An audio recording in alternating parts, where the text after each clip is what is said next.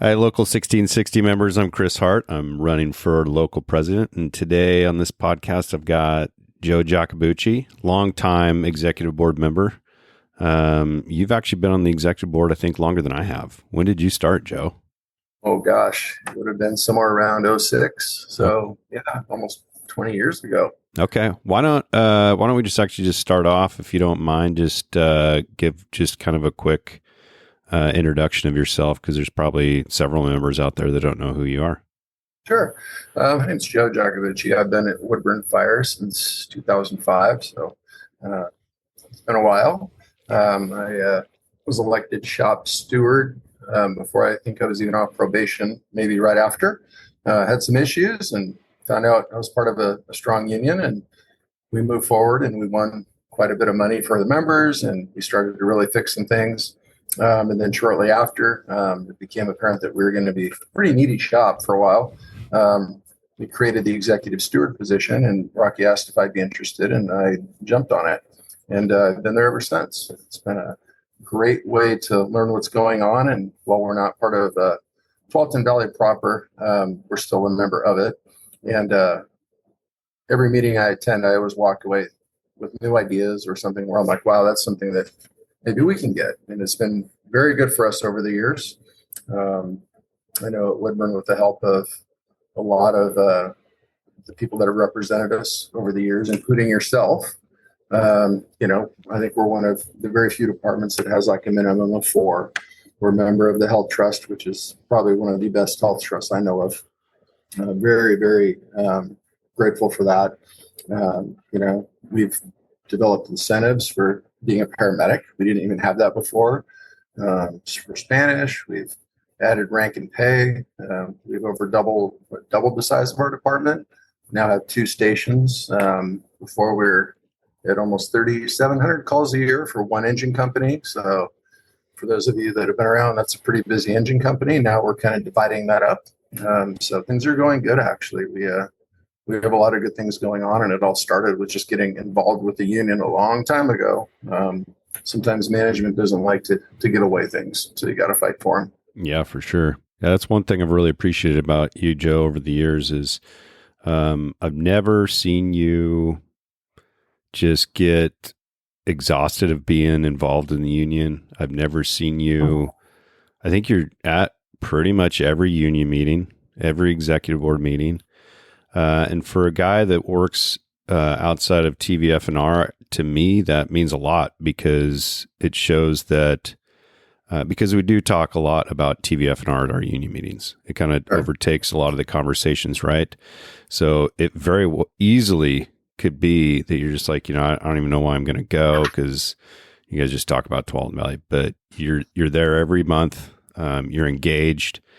And it's great. I like to see that in all members, not just Tualatin Valley members. So I guess maybe let's just talk about what the expectations are from members from shops outside of TVF&R. What the expectations of maybe what a union president would be like, or could be like, or should be like. If there's what your expectations are. I mean, I can tell you, I was just up at Scappoose yesterday visiting with that shop, and I'm going up to Hoodland tomorrow.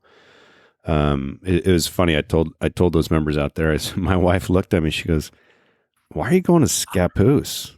Like, nobody's running against you. Why are you doing all this?" And I was like, well, I got a campaign like somebody's running against me. This isn't just, I'm not just going to mail it in. I'm not just going to make any guarantees, but at the same time, I want to be able to make sure that people can put a face with the name. I mean, I can't guarantee that I'm going to be able to make it out to every work site, every shop, every fire station, once every year, right? But I'm going to work my butt off to get out there over these 2 months that I'm campaigning, or 3 or 4 months, whatever I am campaigning here.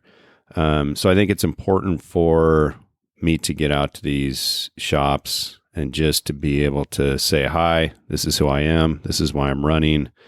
And how can I help you? Right. Or Rocky and I are currently, Rocky is pretty much currently bargaining the air bases contracts. I've been in contact with those guys. My plan is to get out to Forest Grove, Cornelius, Gaston. I think those outer shops, I think my expectation of me as a union president is to make sure that you don't feel forgotten. That's the last thing I want. I don't want anybody,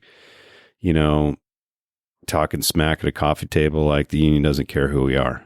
I think that's kind of the biggest thing, right? And I think it's the responsibility of the union officers, because we do kind of assign those shops to us to be able to kind of help out where we can, bargain the contracts where we can. But my expectations of those shop stewards are a lot more than our shop stewards here at TVF&R. Our shop stewards here at TVF&R are more like station reps, kind of communication conduits, where yourself down at Woodburn, you're a shop steward and you take care of the day-to-day union business with your fire department, your fire chief. And that helps us out a ton. And then when you need help, you call me and we get things done. So what do you think?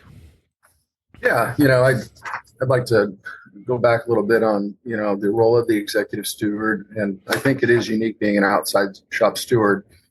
We do share the benefit of having, I prefer to say the big brother, if you will, over us, helping out, but to educate the members, maybe that aren't familiar, some of the things that shop stewards and as an executive steward that we are responsible for. We're the liaison between management and the members. We handle grievances, representation. We do negotiations, the MOUs in between negotiations. We monitor compliance. That was a big one for me, between civil service and BOLI, the Department of Labor, even civil rights is, I've touched that once in a while. The collective bargaining agreement, someone's got to be watching over to make sure that management isn't overstepping their bounds. And a lot of times they don't like that. But one of the bigger things that I've taken on recently is being that of an educator. I think we need to increase our membership, and it's difficult. I think we've done such a good job as a local, as you touched upon with all of our officers, we all negotiate. Every one of you negotiates. You've done many over the years, and all of it shows. All of our contracts in our local are excellent. Of course, I would never say that to management, but we do pretty good, and it's no small feat. You can't just say it's one shop steward, but it's a team effort, and I think that when one does good, we all do good. So that's why I always hope when my comps do well, we do well, and I want to reciprocate that. But as the educator, I think that's been a big one for me the last couple of months. We just hired 8 new people, which is pretty big for us, but a lot of them have no idea. They're 21, 22 years old. This is their first real job. But it's educating them about their rights and what they're entitled to. And most important, just seeking engagement. Whenever the IFF comes up with a program, whether it's peer support, peer fitness, all these different things, it's easy for the shop steward because we're engaged to say, I'll do it. The trick is to get others involved and get them to want to say, hey, I'd like to help out with that. And also to keep them involved with doing that. Sometimes I tend to say, I'll do it. And then I end up holding on to it. But my goal is to get more, kind of disseminate a little bit more of the duties, if you will, and amongst the membership to get them more engaged.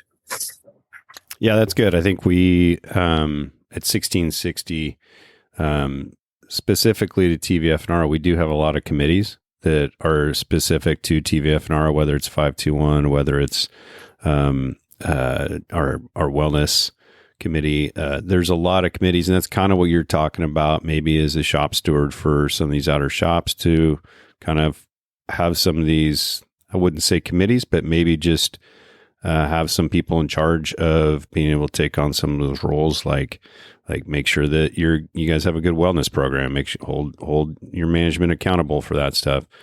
It's interesting because, here we are, Rocky is he's finishing up his last term as local president. He's been local president for 26 years. You've been shop steward down there at Woodburn for several years. I think the tricky part for someone like yourself is it's almost like you have to continue to do all this stuff you're talking about because you get a new fire chief every few years, right? Yep. Seems like every time you guys are going to bargaining, you're probably bargaining against a new fire chief, right?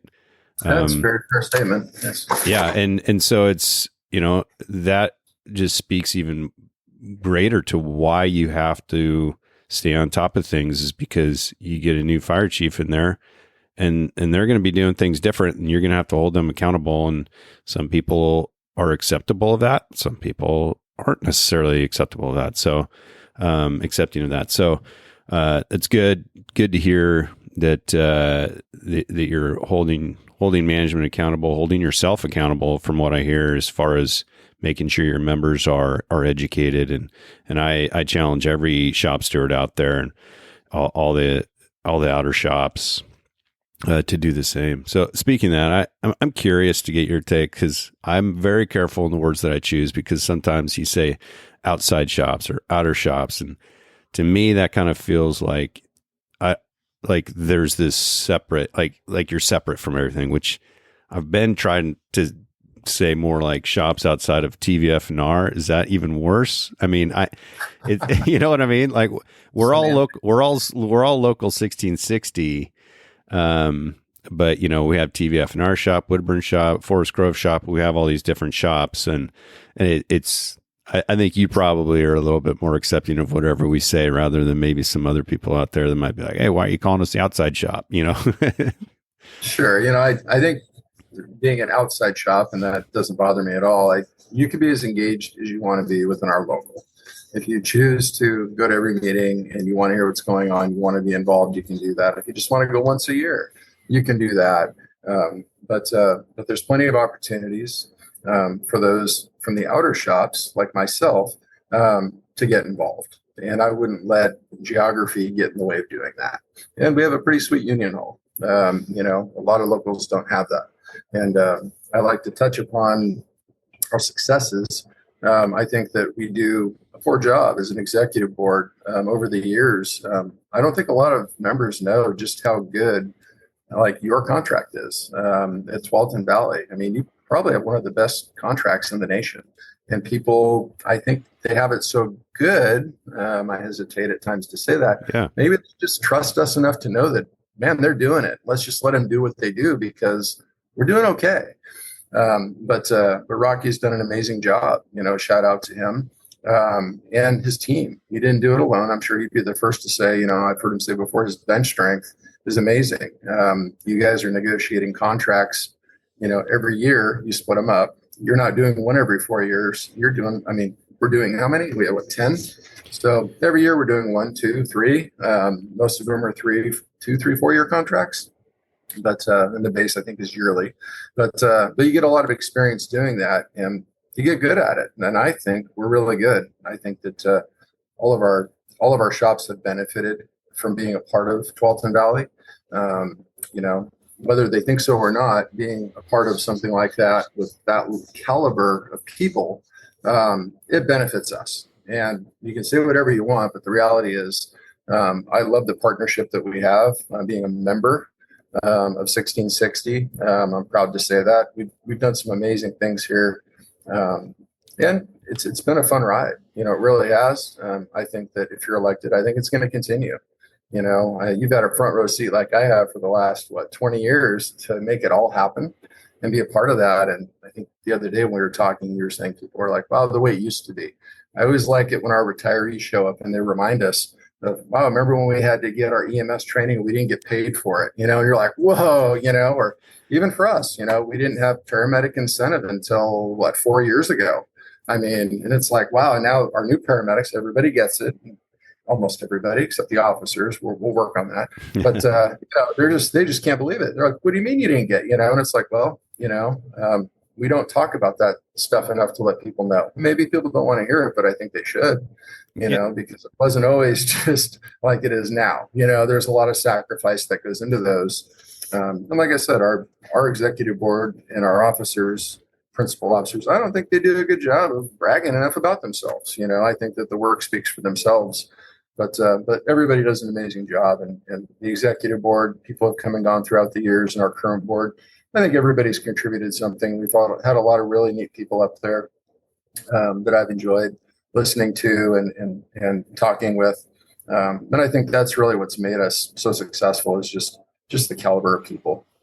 Yeah, that's good stuff, Joe. I think it's hard I think firefighters DNA, it's just hard for us to brag on ourselves. Right. So, Sure. we're not going to stand there and say, look what I did. I leave that up to people like you that witness it and to talk about our successes and to talk about what we're doing.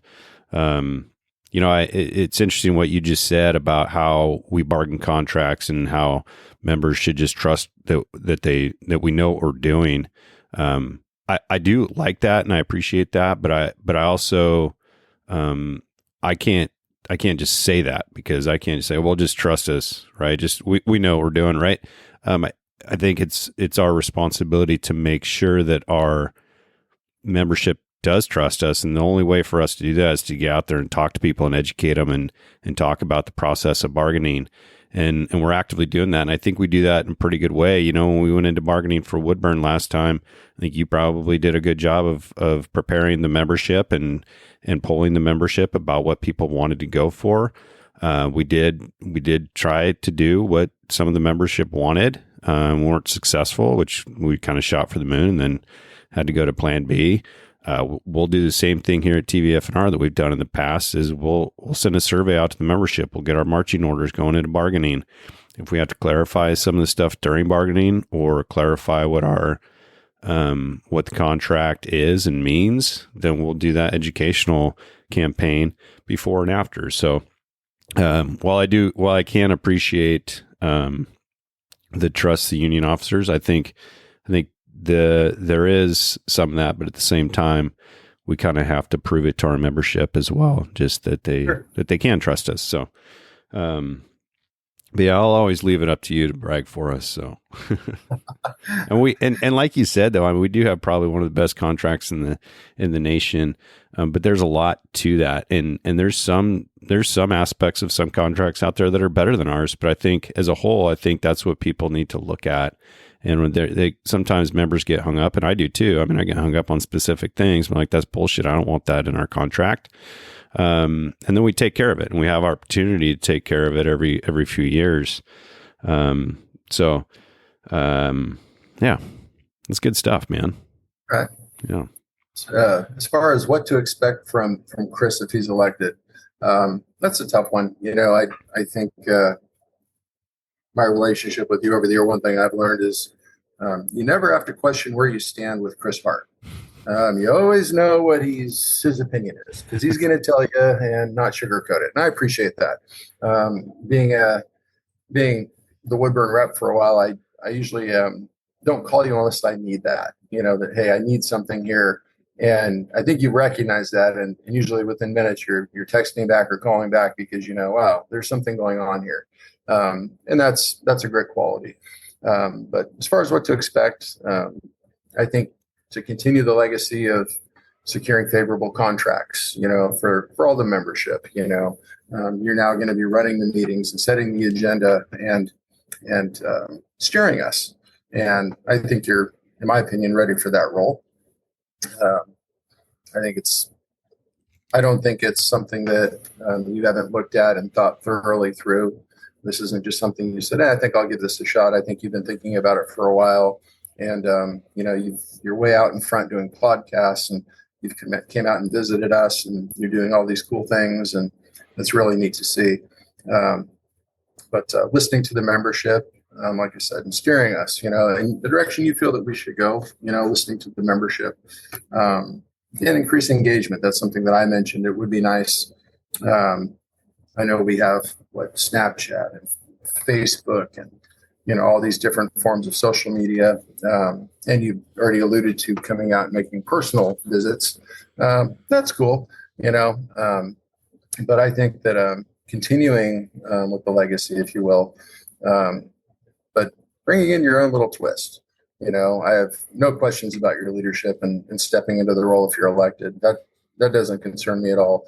My only concern is, much like a lot of our other officers and yourself, it's managing your personal time, your work life, you know, your union life. You have a lot of irons in the fire, and there's only so many hours in a day, and it's taking care of you. And I think you can manage all those things. I really do. I think you've been doing it to a certain degree, so this isn't going to be a big step for you. Yeah, I appreciate that. It is a lot. And, I've told Lenore before, I'm like, I don't think it's going to be much more taking on the role of president than what I'm doing now. And she just kind of laughs. She's like, whatever. Like she knows Sure. it's going to be more. I mean, I can't tell myself that it's not going to be more because it'll be different. It's just like any promotion in the fire service, right? You think you know what you're going to get into, but you don't really know what you're getting into until you start doing it. Sure. But like I said, when I ran for VP the first time, I'm going to make myself ready to be the next union president if that's what the path is. And here we are 4 years later, and that's where the path led, and I'm ready. I'm not nervous. I'm not scared. I'm not worried. I've got several great members around me, whether it's the e-board or just people, just informal leaders. Our entire membership is amazing, and I know that if we can just tap into that a little bit more, and set up this local for the future, and get a lot more people involved in how it's going to take a team effort to figure this out. And I'm not afraid to ask for help and share the wealth. So I'm excited for the future. Just maybe one little thing that I've been talking about is I don't know if it'll be able to happen by the January meeting of 2026, but I'd really like to live stream meetings. And I think that'll help member just communication. But then I think that the byproduct of that is just member engagement. If you can watch the union meetings, maybe it'll intrigue you to go to a union meeting so you can actually voice something if you want to, right? So union meetings might be ran a little bit differently, not just because I'm different than Rocky, but because they will be live streamed. So there might just be, let's just get the union business done.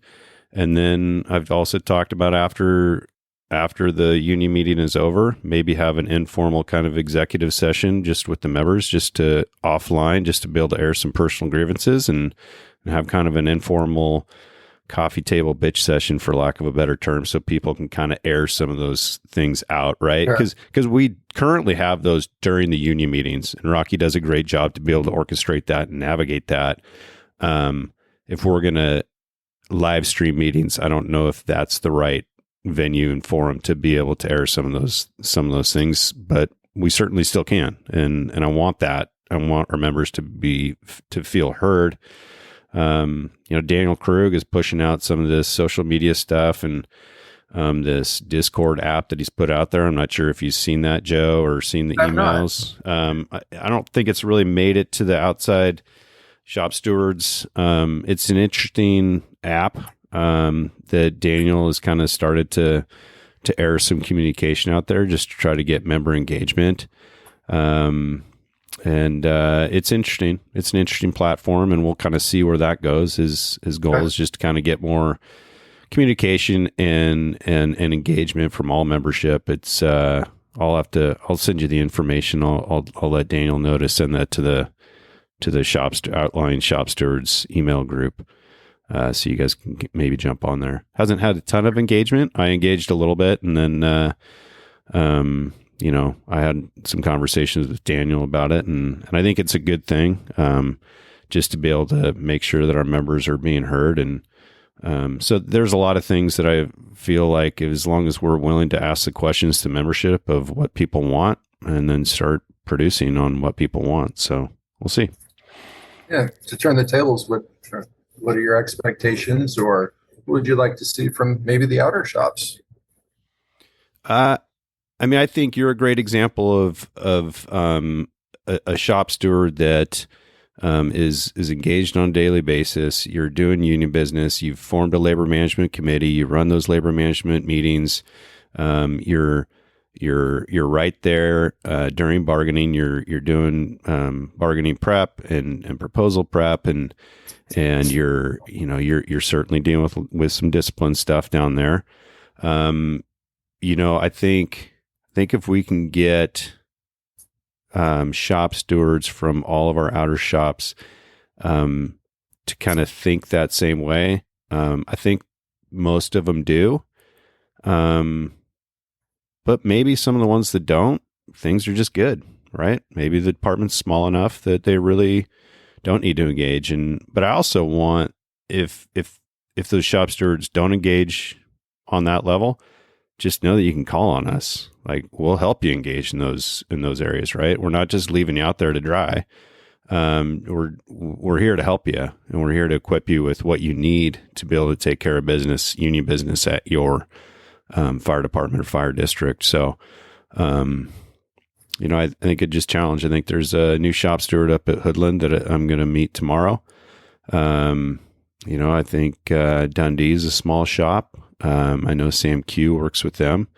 I think it's probably depends on the size, because the bigger you are, the more issues you have, right? Statement.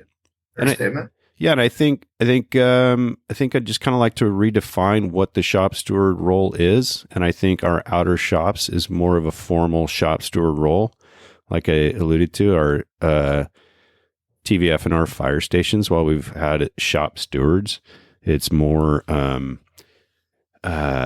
station reps, because they don't deal with the fire chief. It's more of a communication, go to union meetings, come back and communicate what was said at the union meetings. But if we're going to live stream union meetings, there's really not a need for that. But at the same time, there is a need for a station rep, to where that's the person responsible for the union communications in each of our stations, which is good. So, and the captains sometimes just forget about it, and nobody's actually assigned as a shop steward at a station. So, I'd like to just kind of redefine a lot of that kind of stuff, and maybe just set some expectations, knowing full well that, not everybody's going to be able to do the job of a shop steward at a different fire department outside TVFNR, but just know, like, there's a union officer that's attached to you, and we're here to help you. So it's just making sure that all those things are communicated properly and people feel comfortable. So, yes. Yeah. Good. Are you prepping somebody to be able to kind of maybe take over as shop steward, or I'm not sure. I know there's another Jacobucci in lines down there. No, be careful. There's a couple people actually that I think would be a good fit. Good. I think that they can step up into the role, and I think that they would do a good job. I think being a smaller shop, of course, you're dealing with the chief on a daily basis, and you get the privilege of sharing stations with them and seeing them in the morning when they're having briefings with you, and shift exchange, and as you can imagine. But there might be some apprehension there. A lot of people don't like to tell their chiefs no, or say, right. Hey, I think we need to look at this and sit and talk about it. Some chiefs don't like that. Right. So they kind of see that, and they're hesitant to kind of put themselves out there, because that's what you're doing. They may not, chiefs may not see that, but it does happen. But no, I think Woodburn's in a really good spot right now. Like I said, we hired a bunch of people. We have 2 fully operational stations. We're about to open a new station, and we're talking about staffing that down the road. I think we're like the 3rd fastest growing city in Oregon, I hear. Wow. Our population is projected to increase 42% over the next 10 years. So lots of growth. And, I think we're positioned to handle that growth. I think we have a strong union. I know when we do shop meetings, we get almost 100% participation, very close, and that's kind of cool. I think people are engaged. Of course, not everybody agrees. I know that's Sure. a shock to you. Yeah, that's part of the deal. Absolutely. Yeah. They have their opinions, and they're not afraid to share them, and that's fine. But to answer your question, I think there's a couple of people that I could very easily see stepping into the role if anything happens, and maybe I just say, hey, I'm eligible to retire now, and I'm done. I think we'll be in good hands. Yeah, good. I think that's another thing that I would encourage shop stewards at the outer shops to do, is make sure you have somebody that's willing to take over for you, because you just never know. And like Rocky talks about the bench strength, make sure that you have the bench strength in your own shop. Always have somebody that's kind of waiting in the wings that you're kind of looking to mentor and bring into those roles. So sure. Good stuff, man. You got anything else? I don't. I wish you the best of luck. You're just genuinely a good person, and I know the union piece is what I really know, but I enjoy the time that I do get to spend with you and our conversations, and just the way you handle yourself. And You've always treated me with the utmost respect. And as you know, I've had a very unique career down here in Woodburn, Yeah. and never a dull moment, it seems. But you've always been there to support me.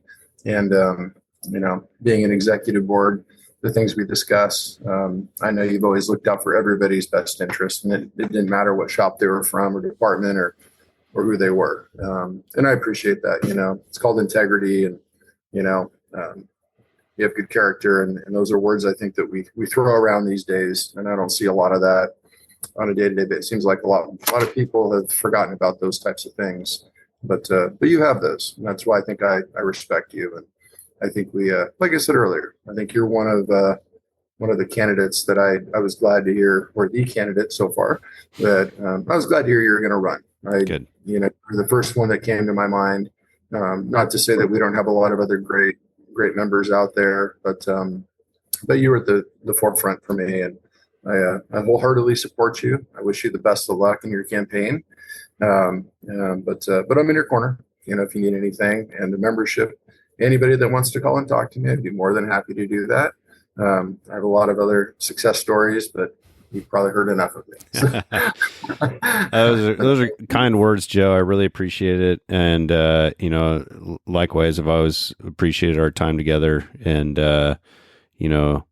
while running calls and going through the grind on a daily basis in a fire station on a fire engine brings people together, I truly wholeheartedly believe that the grind and the things you go through at the bargaining table together bring people together too. And you and I have had the opportunity to do that. And Yes. It's great. So I appreciate your time. Appreciate the kind words. I think this was good stuff. I'll make sure to encourage the outside shop stewards to get this podcast specifically out to all their members, because I think this is good stuff that people need to hear. So appreciate it. Thank you. Appreciate you, man. Thank you. All right, buddy. All right. All right. Take care.